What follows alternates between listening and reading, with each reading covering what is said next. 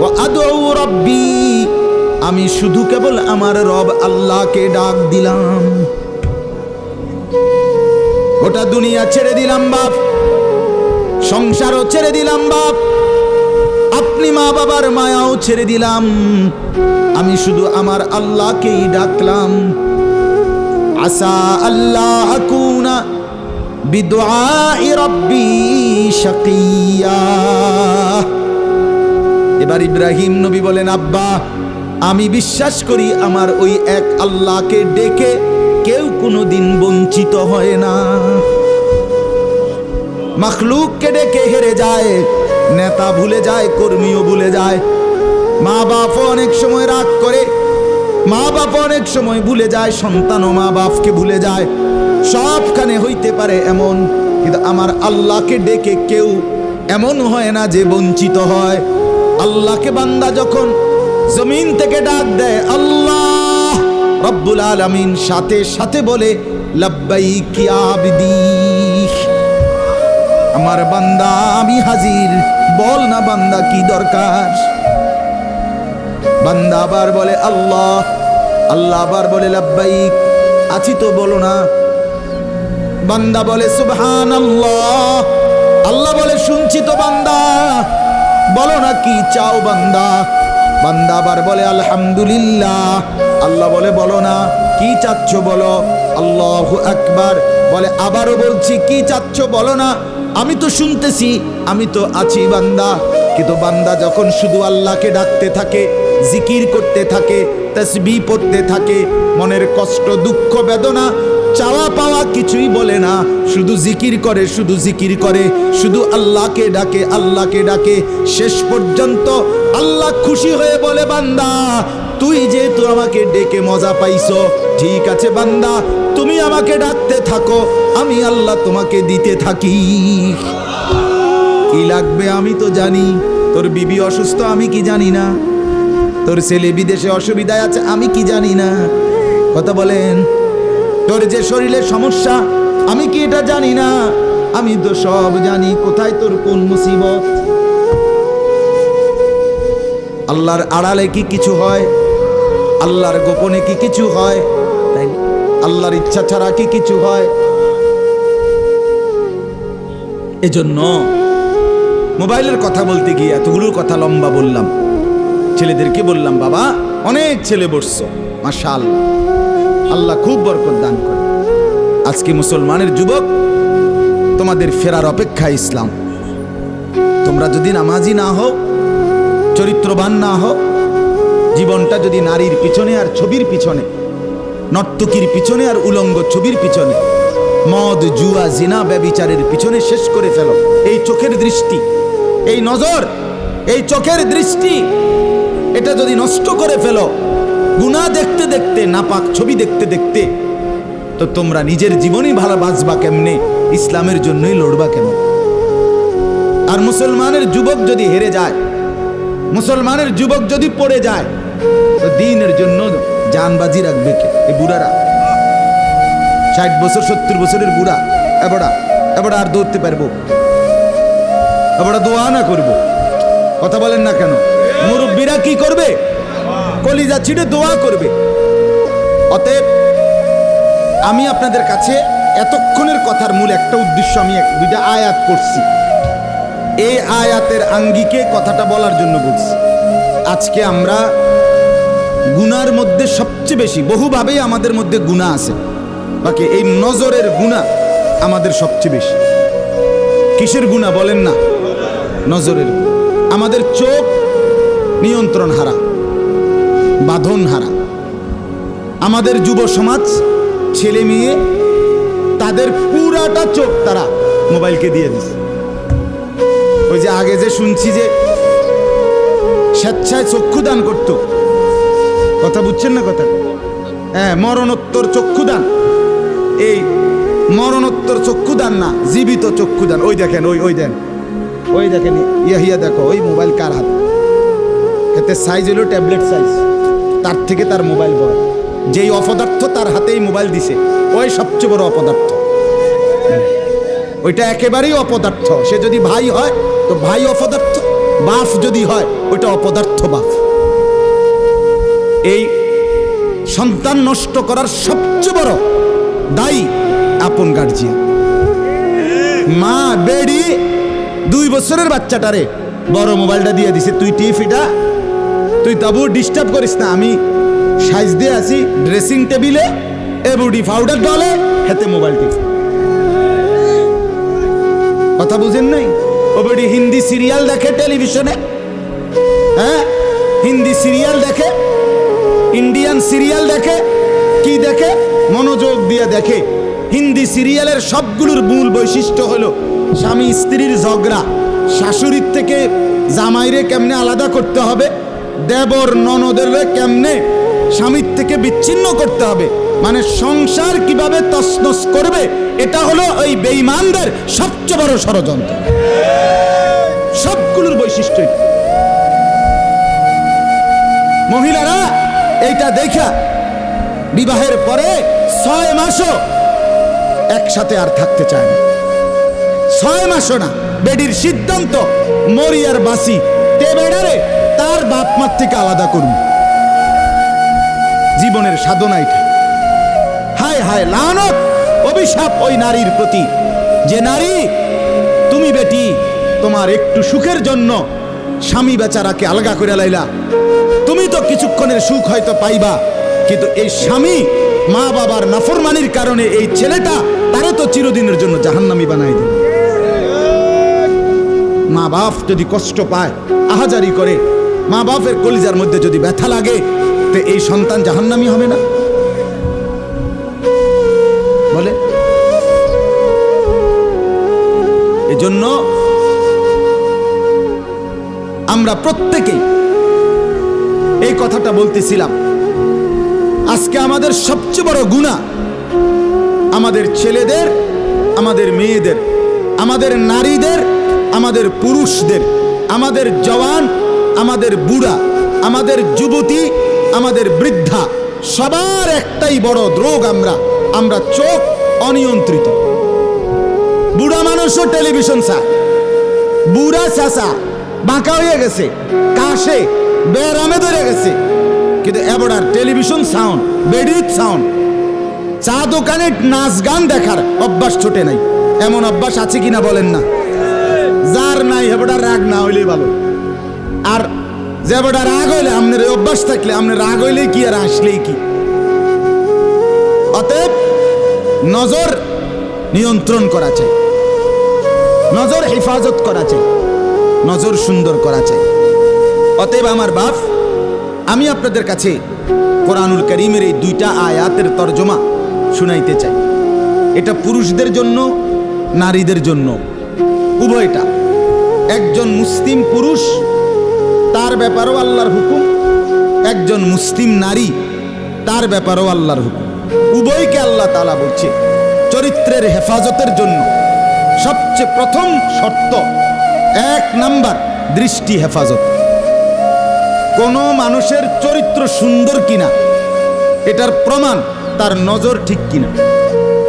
আপনি ওই কথা শুদ্ধ কয়, ফ্যান ফিনছে, শার্ট গাও দিছে, স্প্রে লাগাইছে, কথাবার্তা এমনি কুমাইয়া কয় জি জি জি আঙ্কেল কেমন আছেন, ভালো আছেন, এ আর মাশাআল্লাহ দেখছুনিও ভদ্র ভদ্র বাইয়া পড়তে আছে একবারে। না না না না, 1 নাম্বার পবিত্রতা, সুন্দর উত্তম আখলাক, সৎ চরিত্রবানের 1 নাম্বার বৈশিষ্ট্য হলো যে যার চক্ষু নিরাপদ, যে চোখ নিরাপদ রাখে। 1 নম্বরে আল্লাহ তাআলা বলেন। আর চূড়ান্ত হলো যে নিজের লজ্জাস্থান হেফাজত করে। এই 2 দিকের বেড়া, মাঝখান দিয়ে এর ভিতরে যা আছে সবগুলো এতে নিয়ন্ত্রিত হবে। যে নিজের চোখকে হেফাজত করে, নামাইয়া রাখে, ভিন নারী, হ্যাঁ, যেই দৃশ্য দেখা, যেই ছবি, যেই নাচ গান, অশ্লীল দৃশ্য, হ্যাঁ, উলঙ্গ ছবি, বেপর্দা নারী, ভিন নারী, যাকে দেখার আমার কাছে অনুমতি নাই, আল্লাহ অনুমতি দেন নাই, তার থেকে নজর যে নামিয়ে রাখে এবং নিজের লজ্জাস্থান যে হেফাজত করে, আল্লাহ কোরআনে বলছে যালিকা আজকা লাহুম, এটাই হচ্ছে সর্বশ্রেষ্ঠ পবিত্রতা। এটাই হলো সর্বশ্রেষ্ঠ, কি বলেন না, পবিত্র, সেই বড় পবিত্র। এবার এই শুদ্ধ কথা কোক আর চিটেঙ্গা কথা কোক, কথা নোয়াখাইল্লা হোক আর সিলিটটা হোক, এটা দেখার বিষয়। দেখার বিষয় হলো তার নজর দৃষ্টি এটা নিচের দিকে কিনা, আর লজ্জাস্থান হেফাজত কি। এই দেখেন আল্লাহ কি বলে শুনেন, 18 নম্বর পারা 24 নম্বর সূরা, সূরায়ে নূর, এই সূরার 30 নম্বর আয়াত। আল্লাহ তাআলা বলেন, কুল, হে নবী আপনি বলুন, লিল মুমিনিন, সমস্ত মুমিন পুরুষদেরকে, মানে এই হুকুম কার্যকর শুরু হবে যেই ছেলেটা সাবালক হইছে, যেই মেয়েটা সাবালক হইছে, ওই দিন থেকে 100 কার্যকর। কোন ছেলের উপরে যেদিন গোসল ফরজ হয়েছে, প্রথম যেদিন তার বীর্যপাত হয়েছে, সেদিন থেকেই সে সাবালক, প্রাপ্তবয়স্ক, সেদিন থেকেই সে যুবক, সেদিন থেকে ইসলাম মানা পুরাটা 100 তার উপরে ফরজে আইন। ওই দিন থেকে তার 1 মিনিট 1 সেকেন্ড হিসাবের বাহিরে হবে না। প্রতি সেকেন্ড নিঃশ্বাসের জন্য তাকে মৃত্যু পর্যন্ত, মানে বালেগ হওয়ার দিন থেকে মৃত্যু পর্যন্ত যে হায়াত পাইছে, যেদূর আল্লাহর কাছে হিসাব দিতে হবে তদ্দূর। রাতের হিসাব, দিনের হিসাব, হাঁটলে, বসলে, উঠলে, খাইলে, ঘুমাইলে, এমনকি নিঃশ্বাসের হিসাবও খোদার কসম আল্লাহর কাছে দিতে হবে।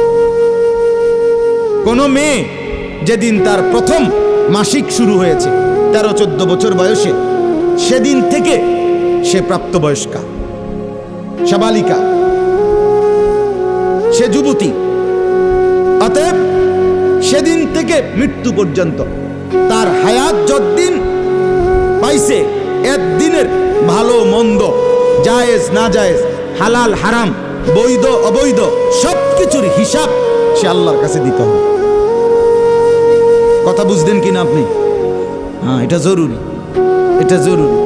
স্বামীর কারণে, শ্বশুরের কারণে, স্ত্রী, মহিলা বলেন আমার স্বামী বাধ্য করছে দেবরের সাথে দেখা করা, স্বামী বাধ্য করছে ভাসুরের লগে দেখা করতে, খোদার কসম স্বামী যদি আসমান ভাঙ্গাও মাথাত ফালায়, তারপরও স্ত্রীর জন্য এই কথা মান্য করা স্বামীর হারাম। আর স্বামী যদি এই হারাম কাজের জন্য বাধ্য করে স্ত্রীকে, এই স্বামী জালেম। এই স্বামী কি বলেন না কেন, শাস্তো ভাই, জ্যাঠতো ভাই, খালতো ভাই, ফুফাতো ভাই, দুলা ভাই, তারারে কইছে বাদ বাইরে দাও, তুমি আজ্ঞায় দাও, তারা মেহমান, সব সময় কি আর আইয়েনি? হ্যাঁ, যেই স্বামী বলে, যেই শ্বশুর বলে, এই উভয়টাই জালেম, নিকৃষ্ট পাপী, সীমা লঙ্ঘনকারী, সীমা লঙ্ঘনকারী, কোনো সন্দেহ, কোনো সন্দেহ। আল্লাহকে, আল্লাহর হুকুমের বিরোধিতা করে মাখলুকের হুকুম মানা অনুমতি নাই, অনুমতি নাই। হযরত ইব্রাহিম আলাইহিস সালামের বাবা ওনাকে মূর্তি পূজা করতে বাধ্য করতে চাইছে, করছে না, কইছে না যে নরে তেজ্য পুত্র করে দেবো বেড়া, কোরআনের আয়াত। ইব্রাহিম আলাইহিস সালাম বলছে আমনেরে আমি ছেড়ে দিলাম। কিসের জন্য? ঈমানের জন্য। কিসের জন্য বলেন না? ওয়া ইন জাহাদাকা আলা আন তুশরিকা বি মা লাইসা লাকা বিহি ইলমুন ফালা তুতি'হুমা ওয়া সাহিবহুমা ফিদ দুনিয়া মা'রুফা। কোরআনে আল্লাহ বলেন, তোমার মা বাপ যদি তোমাকে আমি আল্লাহর সাথে শিরিক করতে বলে, তুমি কোনোভাবেই তার অনুসরণ করবে না। হ্যাঁ, তবে মা বাবার সাথে কষ্টদায়ক আচরণ করবে না, ব্যবহার করবে ভালো, ব্যবহার করবে উত্তম, তার গায়ে হাত দিবে না, তারে ধাক্কা দিবে না, তারে গালি দিবা না, তারে ধমক দিবা না, কিন্তু তার কথা মানবা না। কোন কথা? আল্লাহর নাফরমানির কথা, শিরিক, কুফর, নাজায়েজ, হারাম, হারাম। সেদিন আমার কাছে এক যুবক ভাই জিজ্ঞেস করছে কথা, যে তার বাবা তাকে বাধ্য করতেছে তার দোকান দেখাইয়া 5 লাখ টাকা সুদে টাকা নিয়ে দিতে। মন নাই? আমি পরিষ্কার আমরা বলছি যে অসম্ভব কথা। তোমার বাপ প্রয়োজনে তোমারে ঘর থেকে বের করে দিবে, দেও 1 তো তুমি তারে গালি দিও না, কিন্তু তুমি তার এই কথা মান্য না। এই কথা মানার অধিকার, যেটা আল্লাহ হারাম করছেন সেটা বাবার কথার কারণে হালাল। আরে বলেন না কেন? যেটা আল্লাহ হারাম করছেন সেটা স্বামীর কথার কারণে হালাল না। আমি কিতা করতাম, বেডিতে এই সমস্ত ফাঁকনা কথা কইলে হইতো না। তে বেড়া বাতানে চাইলানে আমি রাইন্দা দেই, এরপরে কিত বেডি হাতে কইতে পারবো। আরে আলাপ হোক, এসব আলাপ করলো। ফেরাউনের ঘরে বিবি আসিয়া, ফেরাউনের মতো জালেম কাফের, তার ঘরে নিজের ইমান 100 ঠিক রাইখা দেখাই দিছে পৃথিবীবাসীকে যে জমিনে ফেরাউনের চাইতে বড় কাফের কে হবে। আমি তার ঘরে থাইকে ইমানদার থাকছি, আমি স্ত্রী আসিয়া, আমি জান্নাতি। অতএব পৃথিবীর সবচেয়ে বড় জালেমের ঘরে থাকলেও, পাপীর ঘরে থাকলেও তোমাকে আখেরাত বরবাদ করতে পারবে না। আল্লাহ আমাদের মা বোনদেরকে বুঝার তৌফিক দান করুন, আপনাদেরকেও বুঝার তৌফিক দান। নিজের স্ত্রী, নিজের কন্যাকে বাজারের পণ্য বানাবেন না। আত্মমর্যাদা বহুত বড় সম্পদ, গায়রত। আপনার স্ত্রী বেপর্দা বাজারে বাজারে ঘুরে, রাস্তার পুরুষ রাক্ষসের মতো তাকাইয়া দেখে, আপনার আত্মসম্মানে লাগে না। আপনি বেগায়রত, আপনি পুরুষ নামের কলঙ্ক। আপনার মেয়ে বেপর্দা হাঁটে, 8-7 কাপড় পরে, টাইট কাপড় পরে, জামা পরে, রঙ্গিলা পাউডার সিয়া সাজ্জা রাস্তার বখাটে দুই পাশে কুত্তার মতো দুই পাশে গুরগুর গুরগুর কইরা পিছনে পিছনে ঘুরে। আমনে বাপ হইয়া জানেন, মেয়ে মা হইয়া দেখছেন, আমনের গায়ে লাগে না, কলিজায় লাগে না। আপনি বেগায়রত, আত্মমর্যাদাহীন পুরুষ আপনি। আমি সেদিন নিজে দেখছি, আমার কলিজা ছিঁড়ে গেছে। আমি নিজে দেখছি ওই দেবিদ্যার রাস্তা দিয়ে আসতেছি, বাজারের মধ্যে জ্যাম।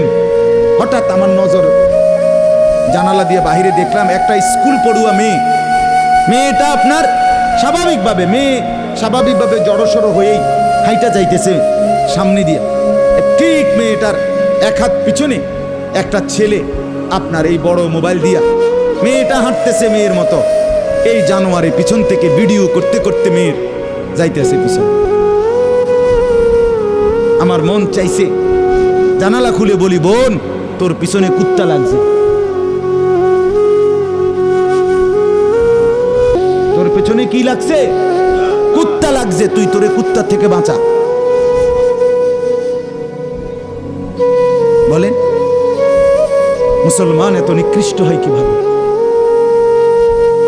আমরা নিজে কিতাবে পড়ছি, এই আজকেও পড়ছি ইয়াহিয়া, এই বইটা ফিলিস্তিনি বই। এটাতে লেখা আছে পৃথিবীর পশ্চিম প্রান্তে, মনে করেন পৃথিবীর এদিকে শেষ প্রান্তে যদি কোনো মুসলমান বোন নির্যাতিত হয়, খোদার কসম পৃথিবীর পূর্ব প্রান্তের শেষ মুসলমানের উপরও ফরজ ওই বোনের ইজ্জতের বদলা নেওয়া।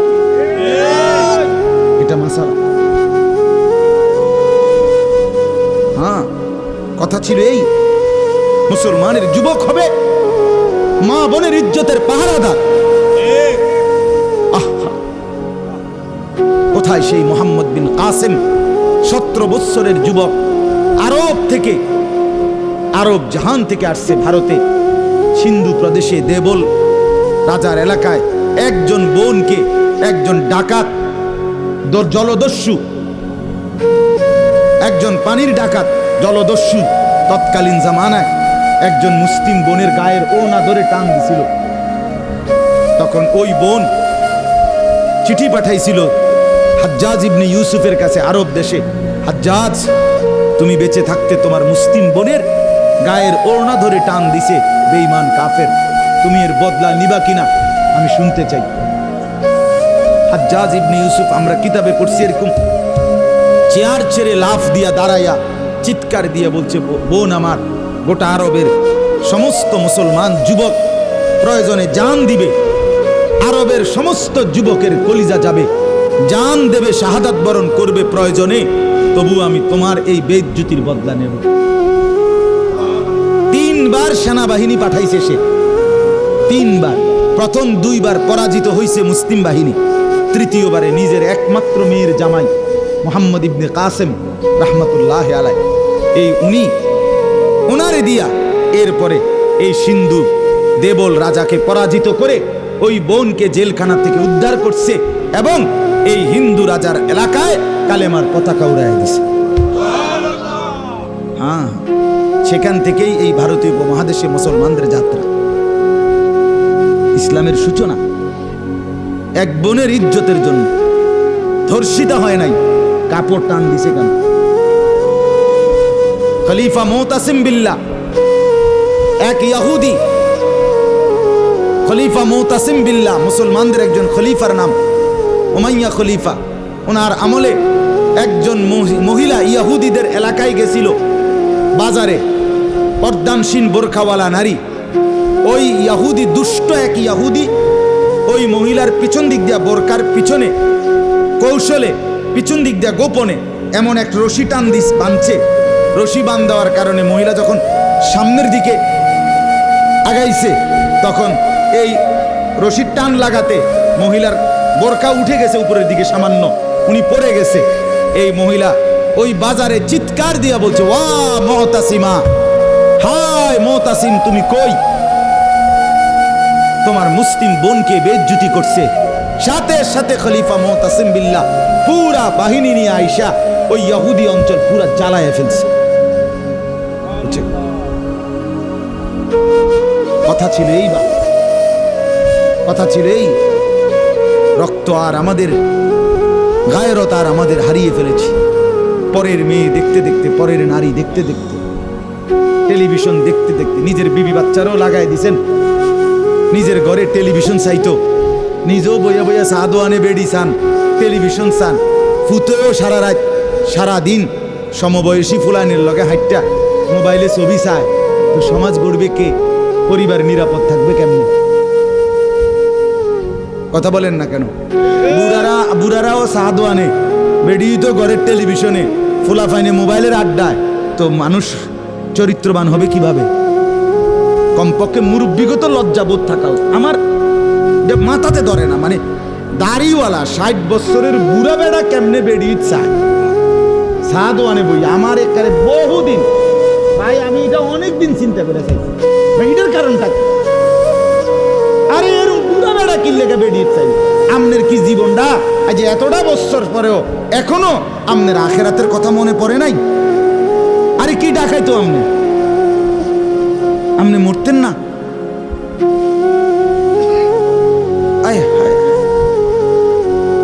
আল্লাহ, একটা সমাজের মধ্যে কিছু মানুষ তো থাকা উচিত। আরে বলেন না, 2, 4, 10, 50 জন মানুষ তো একটা সমাজে থাকা উচিত, যারা সবাইকে চরিত্রের কথা, আখলাকের কথা, নামাজের কথা, আল্লাহর কথা, পরকালের কথা বলবে। এটা কি উচিত না? কথা বলেন, উচিত না? কিছু মানুষ উচিত। কই মানুষগুলো কই?